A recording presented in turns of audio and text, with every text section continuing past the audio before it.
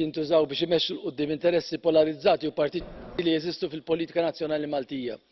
Qed isiru akkużi dwar Malta li huma fattwalment żbaljati u mawġa bilan li jkun jista' jingħata bidu għal aktar hekk imsejħa inkjesti.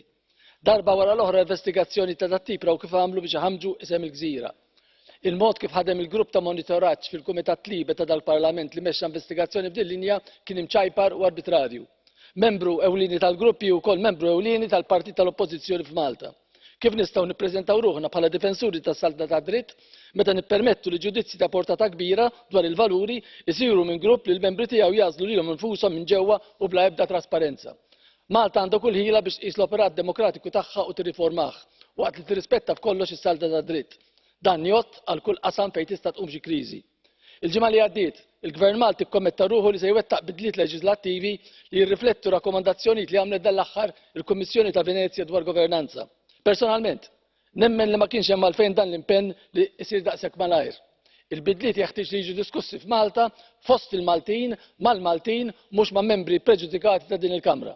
Madankollu, hi ħaġa żgura li deċiżjoni li ħall-Gvern tikkostitwixxi sinjal ċar anki bil-kejl dubjuż ta' din il-Kamra li Malta hi u li se tibqa' tkun stat li jirrispetta bi sħiħ is-saltna ta' dritt. Nistenna li l-membri ta' dal-Parlament jaffaċċjaw il-fatti b'onestà.